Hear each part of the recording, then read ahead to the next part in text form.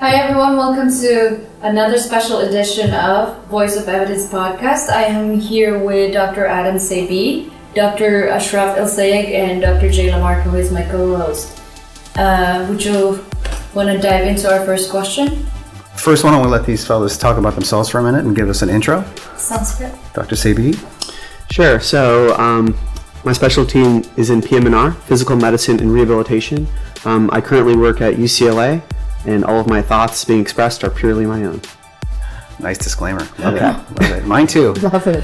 Not necessarily anybody else's. They tell me to do that. So I am a pulmonary critical care physician, and I work out of Cedars Sinai. I'm also a clinical and socio-clinical professor at UCLA, and just like you, all of these opinions are my own and do not represent anyone else. Fantastic. Thank you very much, both of you. So let's dive right in. We have so many interesting topics to talk about. Why don't we start with what do you feel the biggest healthcare concern is going to be in the future? It's a great question, Jay. I feel that there's going to be problems on the population level, like we've been seeing recently with the COVID-19 pandemic. But I'd like to focus on problems on the individual level. And actually, I'm going to flip it and turn it into, I think it's going to be the biggest new advance, but also the biggest problem, which is our increasing reliance on technology. I think that over time, we are becoming we're actually becoming one with machines in a strange way, and we'll get to that in a second. But I think that ever reliance on technology to solve our problems is going to lead to sort of the age of anxiety, of more mental disorders than we've ever seen before, right. But also things related to autoimmune diseases from increasing sanitization. So the further we get away from the natural world, and the more we dive into the machine world, we'll start seeing new problems that we haven't seen. So, like the inability to handle simple things? Exactly, like the inability to handle simple things and troubleshoot, and easily be frustrated and isolated. So even though we're becoming more connected on a technological level, I feel a lot of our connections are just reinforcing our own groups. Mm-hmm. So I'm becoming more connected with for example, my friends, but it's just the same friends that I have all the time. I'm not really establishing new relationships with my mailman. I don't even know who my mailman is anymore. Right. And there'll be a day where there's no mailman. It's a mail robot. Pretty homogeneous group then, huh? Yeah. So we're going to be lacking of personal touch. And variety. Oh, absolutely. Yeah. What's your take on this? So I agree 100%. I mean, I agree with everything that you're saying, and I think that is definitely a problem in the future. To take the question in a different angle for a second, I think something that everyone is asking me, at least, and younger generations are asking me, is this going to happen again in our lifetime, the COVID pandemic?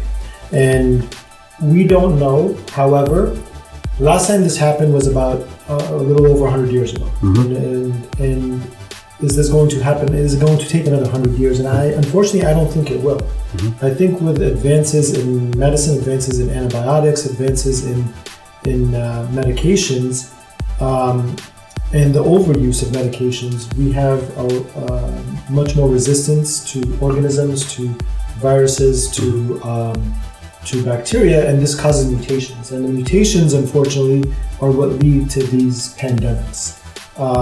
And so, unfortunately, I think we're going to come across this more and more in the future. The good news is that we will hopefully be better equipped to handle it, unlike now, which caught us completely off guard. That's definitely one answer and one point of view, but the question of what do I see as the biggest healthcare problem, and what you said, Adam, was 100% correct, but I am still worried about just everyday things in everyday life, and I think we're heading down a road where obesity has become the norm. No matter what country you go to, obesity has become the problem. This leads to diabetes, this leads to hypertension, this leads to cardiac disease. And we've gone into a world where it's not okay for us to say that it's wrong or bad anymore. Right. And that's a problem. Yeah. We've gotten to the point where it's called, whatever you want to call it, fat shaming or whatever shaming. And no one is promoting bullying. No one's promoting to insult someone because of the way they look. But what it's led to is that it's okay to be obese. Right. And that's not correct. And we see this in our current pandemic right now, where the ones early on that were most harmed by this are the ones that have obesity, the ones that have diabetes, the ones that have high blood pressure. And that's my fear for the future, is that people have to understand that it's not okay to be very overweight. It's not okay to develop diabetes. And this will only cause immunocompromised patients, which means their immune system is not as strong as the average person, which can lead to worsening diseases, especially in situations such as these pandemics. And that's my biggest fear. Wow. That opens up an algorithm in my head of so many connections. Yeah. I couldn't agree more. It's one of those things where when we have technology at our fingertips, what is the reason we get up? Simple things like walking to the store to get your groceries are something that we don't really even consider anymore. We have Instacart. Exactly. We can have somebody Uber Eats everything to us. It's wonderful to have conveniences, and I wouldn't dare to try to take that from someone, but I would also encourage that they get up and step out and move and realize that exercise portion of their day is critical to their life and their well-being.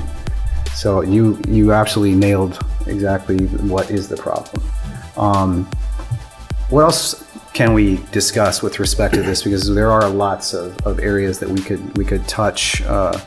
One of the things that comes to mind for me anyway is, how does the healthcare system in the United States manage it? Right. So how do we do it in an effective way? So it's like the four of us discuss these great issues about healthcare, but how do we make other people see it and digest it? Because it's on the news all the time. It's not like we're, opening up some kind of, new thing that nobody ever heard about. We all know about it. We've known about it forever, and yet people still disregard it. So what do we do?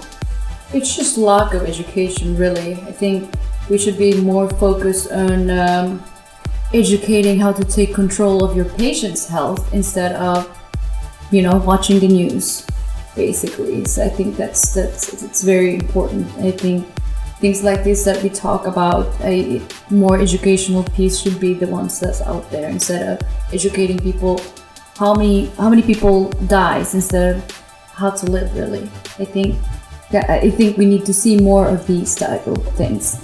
I think my fear is something I've mentioned, which is we're afraid to speak. We have to tiptoe around everything so we don't offend anyone.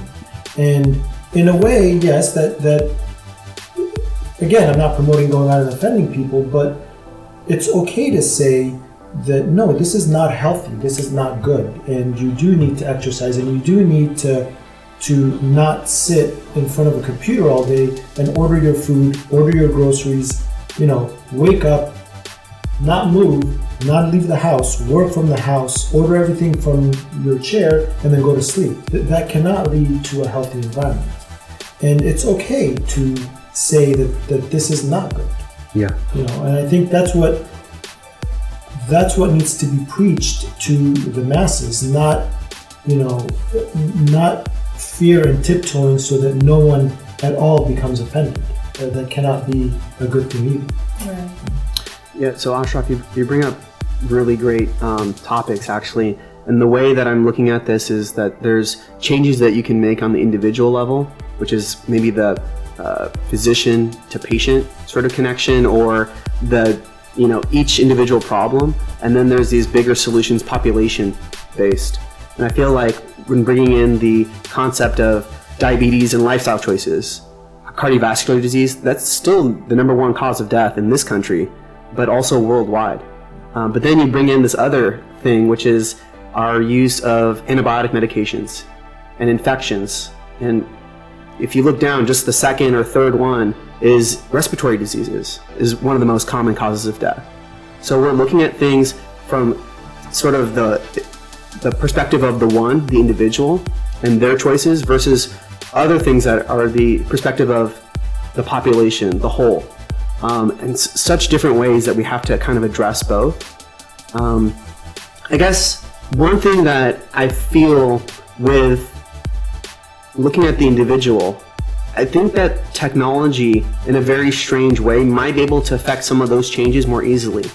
And when we're talking about lifestyle choices, it's possible that with technology that we may be able to affect those changes in people. I'm thinking of going as so far as cybernetics, or essentially cyborgs, which is basically the use of machines in humans, and how if we start incorporating more and more of that, because we already have insulin pumps that can be inserted and regulate insulin levels in people. Well, imagine if that could be ongoing for a series of conditions that a person has, and that it sort of triggers a red flag that either something needs to be changed, or it'll just release the molecule, the drug that's needed, like, oh, your pressure's getting a little bit high. Here's your blood pressure medication being inserted from your, into your aortic artery or something, the implant. Anyways, I'm just putting ideas out there that some of this might be solved, but through technology, but some of it, I still think there's problems that go on because the technology doesn't affect where we are as human beings on a broader sense of where our mindset is, where our set of ethics, morals, values, but also our level of consciousness in terms of our connection with our bodies. I think that's really the crux of what you're kind of talking about and I think we might just get further and further away. We might be able to address this problem in a way, but we might get further away from it at the same time. Does that make sense? Yeah, Again, I agree 100%. And the problem with technology is that it's knowing when to stop it. Yeah. It's not letting it take control and take over. So the things that you mentioned are amazing ideas. The insulin pump, you're absolutely right. That's an amazing technological advancement. And if you can do that for blood pressure and other diseases, absolutely. The problem is, when do we draw the line? Where do we draw the line? And when do we stop technology? Because eventually it'll just take over everything. There will be no reason for inhuman thinking. What do you need to live it for? Yeah. It's like right now, Have the a world synthetic is your one. neighbor. Yeah. The world is your neighbor. You can reach everyone. Yeah. Right now, it's crazy, right? Yeah. So it's I agree with you on that one. It's knowing when to stop. Yeah. When do you actually? I feel like people are very much encouraged to integrate with technology in very strange ways. Definitely. Right. Definitely. And I've already heard of. It's cool. It is right? cool. It is Absolutely. cool. It's if you could have telescopic vision in your eyes without having to have a camera, why Right. wouldn't you? If you could have super hearing, why wouldn't you? Right? If I could have the ability to crush anything in my hands, why wouldn't I? So, and that's going to happen. It's not going to be a if, it's a when. Right. Yeah, for sure. With the advent of these, amazing inventions for the unfortunate accidents that soldiers have to go through, those sort of prosthetics are actually the gateway to all of these things. And in addition, the military knows perfectly that wouldn't it be better to give a soldier an exoskeleton that can carry 1,000 pounds as opposed to one poor guy out there that's got a 50-pound pack? Of course, so they did it. It already exists. This is not science fiction. It's true. But I was going to go back before I totally go off topic here. You're already talking about super soldiers. But it's funny you bring up an excellent point, which is when I was a child, and most people now on the podcast probably will not even know what I'm talking about, but there was the TV show, The $6 Million. Oh yeah. And that was science fiction. Lee Majors. Lee Majors. That was unheard of. That was us just dreaming of this fake soldier, if you will. And now that's the norm. It's a reality. It's a reality. From the cochlear implants to the eye implants to it's a reality. they can stop the tremors. They've got the pacers, the ASCDs, all that stuff. But what I was going to come back to was the thing I think that you drilled home to me was the people as a whole, the average person, need to be able to be, first of all, comfortable in their own skin. That's the first thing. Stop looking for solutions on the outside. And the second thing is stop looking for a pill to fix you. Here in the United States especially, I think this is the worst country in the world for this, because I've lived many other places. And the ad campaigns that exist here that are basically designed to convince you, first of all, that your sex life sucks and that you're depressed, and you should be able to quit smoking without having to quit smoking. We'll just give you something and that'll take care of it. Don't worry about it. Yeah, and don't worry about the fact that you might kill yourself, because that's the number one side effect of that drug. It's like when they tell you that first in the disclaimer in a commercial, I'm scared. Because that means that's happened. So they don't just say things unless they've actually happened, because pharmaceuticals will absolutely push stuff underneath the rug if it didn't really show up. Right. Anyway, so coming back to what do we do? We really have to teach everyone from this small to old that that's not the answer. The answer is living well. And the other thing I think people should also embrace is you don't need to live to be 150 years old. If you live a solid life that was fulfilled, what difference does it make how long it was? I'm not trying to say you should shorten it. I'm not even getting close to that. But what I'm trying to say is we try to prolong life in a way that's unrealistic. And our society now is geared towards anxiety and depression. Yeah, definitely. It's pushing the number of anxiety rates, the number of the depressed rates, the number of suicide, unfortunately, in young kids has skyrocketed ever since social media and for sure a way of what Abby you said, which is bringing the entire world together. That's what it's geared for, but unfortunately it's also given every child an opinion from millions of people about themselves. Why are you even looking for that? Right. And which right. leads to the problems that you're mentioning. Absolutely. The concept of bullying to me is so strange, and it's probably our age. Yeah. Because when I was a kid, if someone bullied you, you went home or you talked to somebody and they said, well, put up your fist, do something, or speak up. Let's not say we need to be violent, but God help us. When I was a kid, that was how you handled it. You said, I'll see you at the bike racks. But exactly what you're saying. When we were kids and we were bullied, one kid was bullied by one kid, and it sooner or later fixed itself. Now, one kid is being bullied by thousands. Yeah. And they believe what these nonsense statements are that are true. Mm-hmm. And it's very unfortunate because they're allowing themselves to fall into that thing. And the thing he was talking about, anxiety, especially GAD, oh my God, never in my life have I seen so many kids with GAD. Yeah. And then they start using language like, oh, that's triggering me. And you're like, really? You know what a trigger is? What are you, 11? Yeah. Get away from me with triggers. But then microaggressions. These terms, man, unbelievable. Yeah. But then the pharmaceutical companies just say, here's medicine. And tell the parents they're too busy to manage these kids and their problems because we all had problems when we were kids. Yeah. It was pretty simple. Stop it. And it worked. And it worked. Yeah. I knew what the power of my dad's hand felt like across my face. Yeah. It didn't have to happen more than once. Yeah. And I remembered that for the rest of my life. And I was like, I don't need that again. You cannot? You can keep them up? No, of course not. But back in those days, it was cool. There's no such thing as discipline now at the end of the day. If you discipline your kids, they call 911, you go to jail. For sure. And that's unfortunate, yeah. And again, we talk about the great things of technology, but as you mentioned at the very beginning, these are some of the bad things of technology. Yeah, absolutely.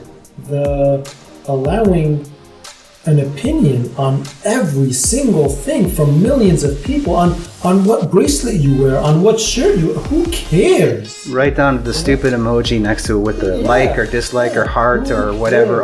This is just driving it. What people don't realize is this is leading to a huge. When we talk about what is the biggest healthcare problem in the future, this is the biggest healthcare problem in the future, in my opinion, right? Yeah. I mean, sure. We're going to lead to a whole world of anxious, depressed kids, unfortunately. Overly sensitive, absolutely. And these kids... And they can't talk to one another. This thing, when I go to restaurants, when we used to go to restaurants back in years back, and you see the folks at the table and they're all with the phone, right? And they're texting each other at the same table. Kids do it all the time. Like they think it's cool. I'm like, no. Put the phone down. Talk. Look at them in the face and talk to them. If you got a problem with them, address it. It's okay. Yeah. You're allowed to have, anxiety about that. That's all right. So in that sense, would you say that the coronavirus pandemic was the greatest solution we've had so far? No, I don't. This I think it's anxiety worse. I think the coronavirus thing isolated these kids. I think it kept them at home. They didn't get the opportunity to be around others, and a lot of them are way worse off because, especially the little ones that don't have coping mechanisms yet. So for us, it's a different story. Yeah, we're pissed about it, maybe a little upset. Maybe some of us are even depressed, for sure. However, you also know that there is a light at the end of the tunnel. You've been through rough things in your life. Whether it's this bad or not is another story, but nevertheless, as an adult, little kids, there's no way they can even conceptualize that. Yeah, they don't understand. It's not there yet. And so, and the parents are trying to get by, right? They're the ones that still have jobs. If they're able to either go to them or be online, how much time do they have to supervise their kids while they're online all day with school and not seeing anybody in person? When we were kids, it was like I was gone. When the lights came on outside, my butt was back at home. I was sitting there at dinner time, and I didn't ask for something different. Whatever we were eating, we ate. We had this conversation the other day. It was like there was the meal for the family. There was not 18 different meals for the kids' different palates. Like, are you kidding me? I didn't know what gluten-free was. This means I'm not the only one that goes through this. I love it. But isn't it a strange way the COVID-19 pandemic is almost like the correction, the way that we see the stock market correction, kind of brought us back a little bit more to reality. Now, of course, obviously, that's a negative thing. Yeah. But it seems like throughout human history, when we have these catastrophic moments, and the most recent one, maybe you'd say, is World War II, or the biggest one that we had outside of coronavirus, is that we really started to focus, because of the scarcity of certain things, and the scarcity in this sense, I guess, is the social interaction. And toilet paper. We've come to value those a lot more. Oh yeah, and I feel that memory will be lasting, especially for those people who are going through their growth, that this is going to be this is imprinted on them. And for whatever reason, just like generations of people had been through World War II and had known what it was like to have scarcity in certain respects, rationing of food, it might be the same with this, in a way that all this excess social interactions that kids were having online with friends, now they're not really getting with friends. Right. So when we start to come out of this, they'll start to remember, there was this 2 years or 3 years that things were really dismal. And maybe in a sense that actually was a positive. So you're definitely a glass half full guy. Why didn't you fix psychiatry? Yeah. Anyway, so we need you to be like the political, what do you call it, strategist / fixer. Yeah. Just show the other side, because there's always two sides. Definitely, right? Maybe more than two. There's your side, his side, and the truth. True enough. That is also true. No, I do agree with you, though. I think there are a lot of things that we should be grateful for as a result of this horrible thing that took place. And one of the things is our environment. So nature actually got to catch up a little bit. And we've seen that worldwide. Lots and lots of places have regrown. And things have improved in other ways. Other ways, not so much, and pollution and all that kind of stuff is really actually worse. But nevertheless, I do agree that there are definitely lessons that we learned from this that are good. I also think that we learned the value of our freedom. Oh, absolutely. And I think that some people took it to an extent that was ridiculous. Yeah. Others just recognized that how nice is it that you can go to Disneyland, or go to a park for that matter, or go to a baseball game, or whatever, some event, concert. To start appreciating life. The things that taken away from you. One of my favorite places in the world is not Cleveland. It's Disneyland. No offense, Cleveland. It's New Orleans. Oh, adult Disneyland. Okay. Anyway, so with lots of alcohol, and char-grilled oysters. Oh yeah, in New Orleans, a drunk doctor. That's what I am, and I make no bones about it. Anyway, so that being said, I couldn't experience any of that. I missed 3 of my trips that were planned ahead of time, and it actually pains me to think about how much I enjoy it and how much I couldn't do it. Look, at the end of the day, we went through this. Didn't kill us. It didn't kill us, so we're stronger. Exactly. So I think it's not. This is not the hardest, of course. Like it's No, it's definitely not. I agree with you. The hardest, It could have been much worse. absolutely. It definitely could have. To be on your side and be the glass half full. Another one. What I love is, one good thing that we've learned from history is tragedy always brings people closer together, and people help each other out, and we've seen that just most recently in 9/11. I was in New York at the time, and we were no longer a divided nation. But forget about nation, we were no longer a divided city, and everyone there had one goal, and it was to help each other out, sacrifice what they had, and sacrifice their own lives sometimes to help others. So that's definitely true, and I think that's what came out of this pandemic as well.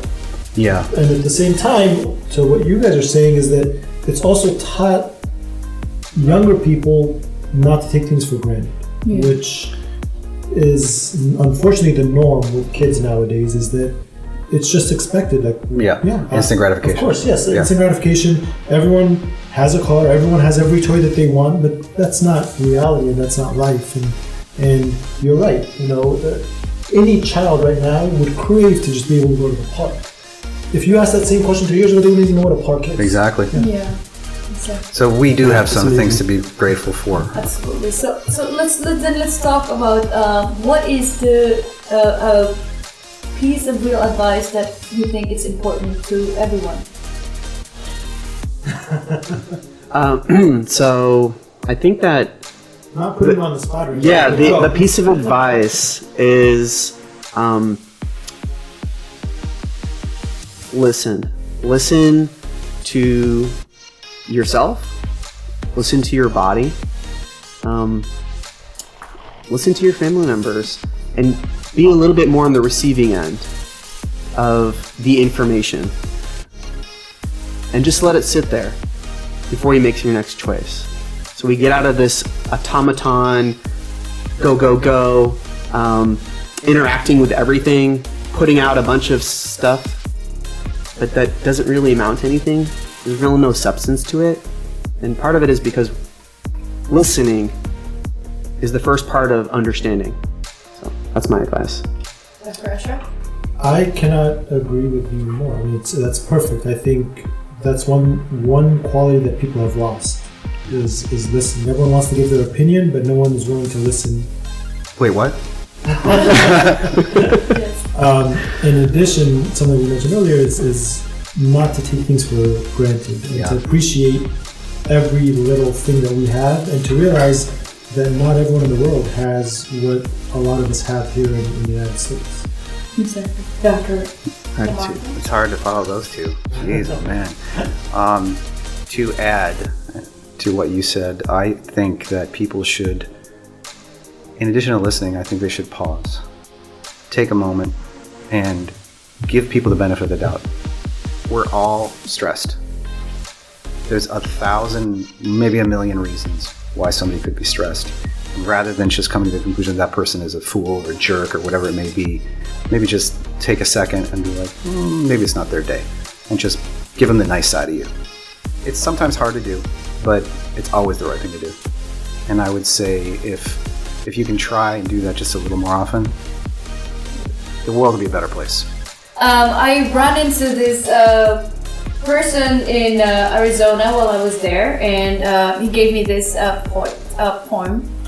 It's titled "Smile." If we all smile more, this world will be a better place. And if we all smiled more, there'd be so much more laughter, happiness instead of hate. So, if we all try a bit harder to put a smile on someone's face, imagine the love and power when these smiles meet face to face. This is by Eric Hamilton. Very nice. This is Very amazing. nice. Well, thank you very much for being here, and we'll see you guys next week then.